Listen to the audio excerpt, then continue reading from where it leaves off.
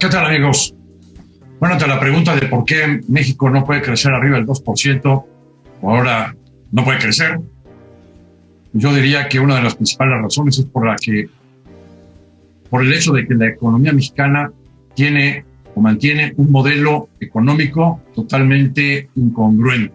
Yo diría que esa es la principal razón por la que en las últimas décadas México no ha podido crecer como debiera, siendo un país tan rico en recursos naturales, con los tantos litorales, con una frontera de más de 2,000 kilómetros, con la economía más importante del mundo, asociada con esa economía, una población de más de 120 millones de personas, con mano de obra barata. Pues la verdad es que no hay una explicación fácil de por qué México no crece.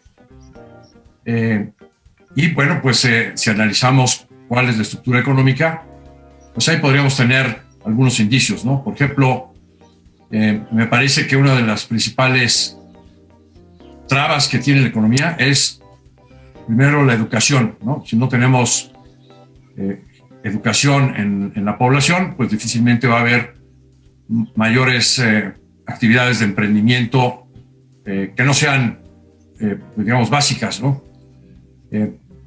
Como ejemplo pongo, somos una potencia mundial de producción de automóviles y no tenemos una sola marca automotriz de los automóviles tradicionales, ¿no? Ya empieza a haber algunas marcas de automóviles eléctricos, pero bueno, pues esta es toda una contradicción, mientras que hay otros países como Brasil que tienen marcas automotrices y marcas incluso de aviones, ¿no? Otra de las razones es la estructura oligopólica o monopólica que todavía subsiste en varios sectores en el país. Uno de los principales oligopolios, por ejemplo, está en el sector de energía, tanto Pemex como CFE. Se había abierto la economía, el sector de energía, con una reforma de gran envergadura. Empezaba a haber algunos avances en esa instrumentación de la reforma y llega este gobierno y echa para atrás todo, ¿no? Y vuelve a cerrar al sector privado las actividades del sector de energía. Entonces, bueno, si no hay competencia, si se privilegia a los grandes monopolios estatales de energía, pues simplemente no va a haber eficiencia y quien va a pagar las consecuencias, al final de cuentas, es la sociedad, la competitividad de nuestra economía y al final los más pobres. Otra de las razones por las que México no crece,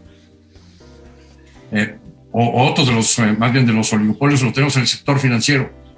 Tenemos un sector financiero totalmente subdesarrollado en relación al tamaño de nuestra economía. Y bueno, pues los autores Gurle and Shaw en los años 70s, 80s, pues lanzaron una teoría que establecía que mientras más desarrollado esté el sistema financiero de un país, de una economía, más desarrollada puede estar la economía, y a la inversa, mientras menos desarrollado el sistema financiero, va a haber piedritas en el camino, va a ser más difícil que la economía sea desarrollada, ¿no? Y es el caso que tenemos en México. Tenemos muy pocos bancos y los diferenciales entre las tasas pasivas y activas son enormes. Las comisiones por los servicios son altísimas.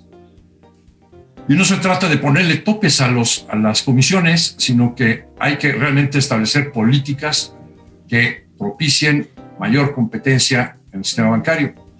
Si nos vamos al sector bursátil, bueno, pues hay solo alrededor de 145 empresas listadas, hay cerca de 250,000 cuentas en 35 casas de bolsa. Es un mercado muy pequeñito, accionario, que no corresponde al tamaño de nuestra economía.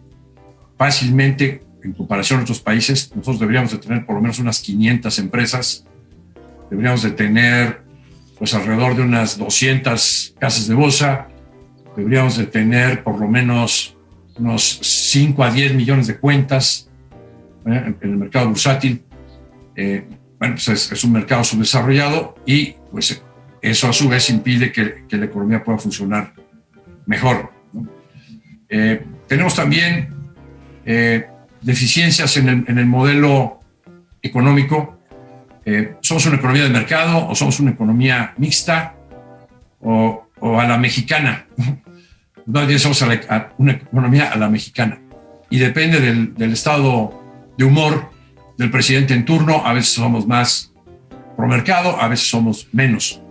Actualmente, yo diría, a raíz de las elecciones presidenciales últimas, pues tenemos adicionalmente una crisis de confianza creciente, una crisis que inhibe la inversión, ¿no? Y tiene que ver con varios aspectos. Uno es las decisiones de políticas públicas y las iniciativas de ley, muchas de ellas no se han aprobado, pero son constantes agresiones a la iniciativa privada que inhiben la inversión. Pues incluso hay pues, reveses, como acabamos de comentar, en el sector de energía, o pues de repente te cancelan una inversión en una planta, y luego tiene también otros aspectos del lado de la inseguridad. Si hay una inseguridad creciente, pues difícilmente va a haber también deseos de inversión. Tenemos una política fiscal que no es amigable ni a la inversión ni al empleo.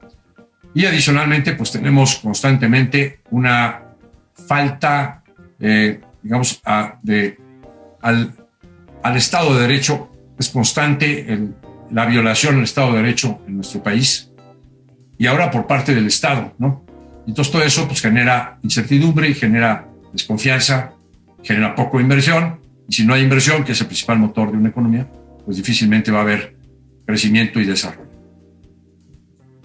Yo diría estos son los principales problemas que tenemos en nuestra economía.